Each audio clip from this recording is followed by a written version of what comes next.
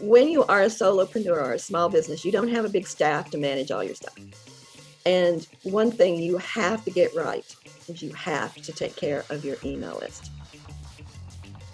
I'm a marketing coach for very small businesses, mostly businesses that are people that are doing things what I call a livelihood of the heart. So they're doing something that makes people's lives better. And that's who my clients are primarily. I also have kind of a new market that I'm also beginning to work with, which is small community colleges. I've had many businesses of my own, which is how I learned about marketing. And then I've studied internet marketing for about the last 10 years. Well, and because internet marketing has about 1,000 moving parts. And so you eventually realize you have to learn about every single one of those parts. And then you have to figure out how those parts fit together. And then in the midst of all of that, you have to make all these decisions about your target audience. What's the message to reach your target audience? What kind of offers do you want to make? What do you actually want to be doing yourself in terms of, what you're going to offer people and monetize, and how you're going to describe that? And then how are you going to get that message out to the people where they are? It seems almost endless. It seemed endless to me for quite a while. But now what I really meant is it no longer seems endless. I feel like I know what the moving parts are. I know quite a bit about most of those moving parts. And I know who to go to when I don't, because I'm a solopreneur. I do have coaches and all that stuff, but I'm not going to go to them with a question about how to segment a list on GetResponse. I have to be able to get a quick answer. So I think the reason I've stayed with GetResponse has primarily been the tech support. Any online internet company that thinks that their wizardry is the only thing that counts is sorely missing the point. You have to have good people, and those people have to be accessible to your clients. And if they're not, it's a real negative on your company. So I would say that is the reason that I currently recommend GetResponse. It's got all the bells and whistles that I need.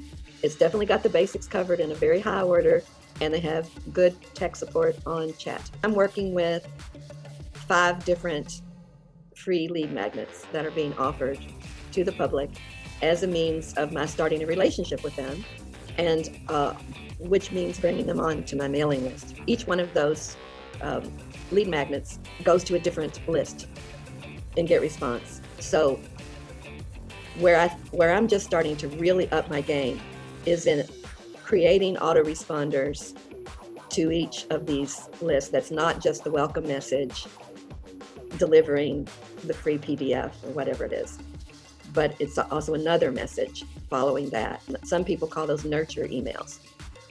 It doesn't matter what you call them. But what I'm starting to understand is that every time I do a lead magnet, it has to lead to eventually something I'm going to sell. So if the free thing is, there's a very, some really smart marketing people that refer to this as building a ladder. And the bottom of your ladder is your free thing, and the next thing is a very inexpensive product, maybe $37, and then maybe there's $100, and then maybe there's a $500, and then maybe there's a $2,000 program, something like that. That's the ladder. But everybody comes in with the free thing. And so that means your messages and your autoresponder messages, you need to keep that in mind all the time. It doesn't mean that you try to sell people on your next step of your ladder in every email. You do not try to sell people in every email, definitely not.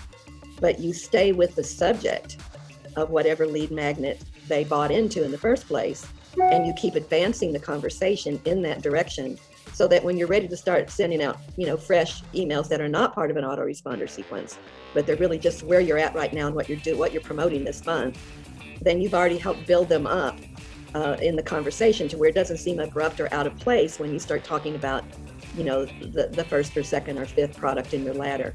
So being sort of scientific about the autoresponders, linking them to your lead magnets, and always having in mind, where ultimately do I want to go with this conversation? I think that's kind of an advanced advice. It feels like a partner. When you are a solopreneur or a small business, you don't have a big staff to manage all your stuff. And one thing you have to get right is you have to take care of your email list. It's so imperative, and you can't screw up. If somebody wants to unsubscribe, they have to be gone.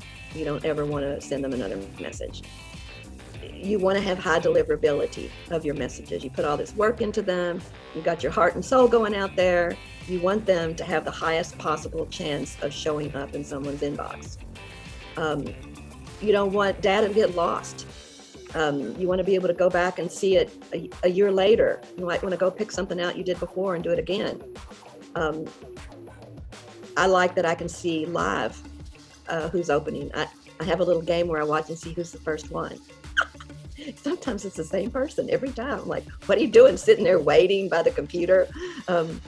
Anyway, those are some of so those things together give me a feeling of confidence about one area of my business that it is handled. I just need to follow the steps that I know I follow and get help when I need it. And that is handled. And I can't say that about every area of my business, but I feel like my email is handled.